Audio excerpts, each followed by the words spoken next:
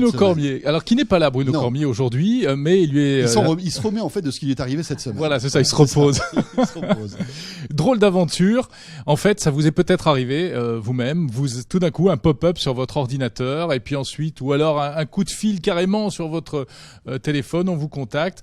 C'est soi-disant un employé de Microsoft qui va vous expliquer qu'il y a un problème sur votre ordinateur. Alors regardez, avant de rentrer dans les détails, ce petit document que Bruno a réalisé, en fait, il a enregistré la conversation avec, ce mystérieux, soi-disant agent de Microsoft qu'il a contacté. C'est étonnant parce qu'il était chez lui, voilà, le téléphone sonne, et regardez ce qui se passe.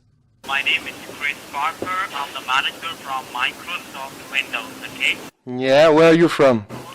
And we are calling you from head department of Microsoft, that is from United States of California, okay? United States of California, because there's a lot of states in California, yes? Can you see a new window in your computer screen? Yeah, you're from India, right? I am an Indian, sir, and I'm working in California from last 3 years. Yeah, why do you call me exactly? Because I have a virus? Do you think that we are playing over here, sir? I think you're telling me.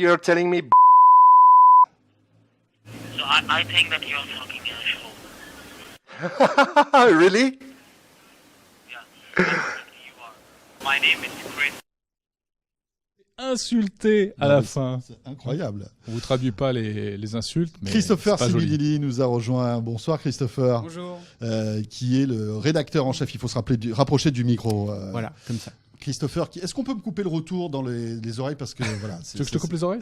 J'aimerais bien. Christopher Similili qui est rédacteur en chef donc du Labo 01net. Bruno Cormier. Donc qu'est-ce qui lui est arrivé? C'est incroyable cette histoire. C'est du phishing au téléphone, c'est ça? En fait, il lui est arrivé ce qui arrive à pas mal de monde ces derniers temps, ces dernières semaines. Il a été victime d'une tentative d'arnaque d'un faux employé de Microsoft, tout simplement. Donc évidemment, c'est un journaliste de 01net, il sait très bien à qui il avait affaire, et donc il a eu l'excellent réflexe d'enregistrer la conversation, tout simplement. C'était presque du petit lait cette histoire-là, en fait, finalement, pour lui. Ce qui a donné lieu à une conversation lunaire de sa part.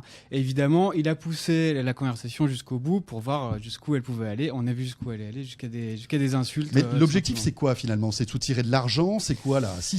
Alors si voilà, Bruno aurait été vraiment très naïf et serait rentré dans le scénario du pire, c'est-à-dire de monsieur et madame Michu qui croient que c'est Microsoft, qu'est-ce qu'il aurait pu risquer? Alors déjà, on peut commencer sur pourquoi ils l'ont appelé lui et pas un autre. Je pense que à l'origine, ils ont accès à des listes de numéros de téléphone tout simplement qui circulent dans les bas-fonds du web, et donc ils l'ont appelé. Lui, il y a d'autres personnes d'ailleurs ici qui ont été contactées aussi. Tout simplement, écoute, non, pas encore. Et donc, mais je les recevrai. Ils se font passer pour des employés de Microsoft. Premier indice qui devrait nous mettre la puce à l'oreille, la personne parle en anglais. Il n'y a aucune raison pour que... Surtout quand on sait que le support de Microsoft est très bien implanté en France. Voilà, et il y a déjà très peu de raisons que Microsoft appelle. Franchement, ça n'existe pas.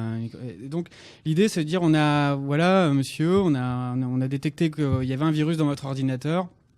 On va faire des manipulations ensemble sur votre ordinateur pour vérifier déjà que c'est bien le cas.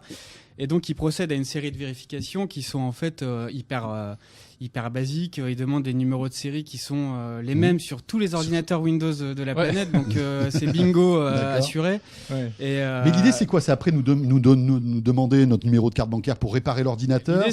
L'idée, c'est déjà de dire, voilà, c'est sûr, votre ordi est infecté. On a la solution, évidemment. Faut télécharger un truc. Donc, ils installent une solution pour prendre le contrôle de la machine de l'utilisateur. Déjà, ça commence par là. Et après, par ce biais, il leur propose d'installer une solution antivirus qui coûte $250, censé régler tous les problèmes voilà. Il a fait une note de frais, Bruno? J'espère pas, je suis quand même son chef. Un conseil, pour les antivirus, allez sur télécharger.com. Exactement. Vous pouvez les essayer gratuitement en plus pour la plupart. Et donc, $250 et on demande un paiement via PayPal. Donc après l'arnaque est faite, on Bruno installe un fond n'est pas allé antivirus. jusqu'au bout, qui est censé résoudre tous les problèmes. Bon, là, c'est vrai que ça peut mettre la puce à l'oreille de recevoir un coup de fil sur son portable qui dit qu'il y a un virus sur l'ordinateur, mais ça peut marcher. Certaines personnes qui sont un peu moins aguerries que Bruno peuvent tomber dans le panneau. Pour info, il n'y a pas plus tard qu'au mois de mars dernier, une personne en Angleterre a été arrêtée Elle faisait partie de ce réseau. C'est une personne qui employait des personnes en Inde qui étaient chargées de passer ces appels. On a reconnu d'ailleurs que ce faux employé de Microsoft avait un accent assez marqué, un accent indien assez marqué. Et donc il a été arrêté, mais on voit qu'il continue. Il est pas très fort en géo, parce que États-Unis de Californie, c'est quand même un peu moyen. Quoi. Il fallait qu'il révise un peu sa géo. Mais on voit que ça continue, que le réseau continue, parce que les appels continuent de fonctionner. Ouais. Et juste pour conclure un peu pourquoi ça marche, sur les 150, 200 appels, s'il y en a un qui marche, c'est $250 à la clé. Ouais. Et donc ça vaut le coup. Bien sûr. Clairement, c'est comme les spams, etc., les tentatives d'extorsion. On connaît les banques africaines, etc., les fameuses arnaques. On voit que scam africain. Le gars qui était au téléphone au bout d'un moment est à bout de nerfs avec Bruno et Slash. Quoi. Ouais, exactement. Ça n'arriverait jamais avec un commercial chez Microsoft. Tout à fait. On le souhaite. On est loin du côté très corporate de Microsoft. Tout à fait.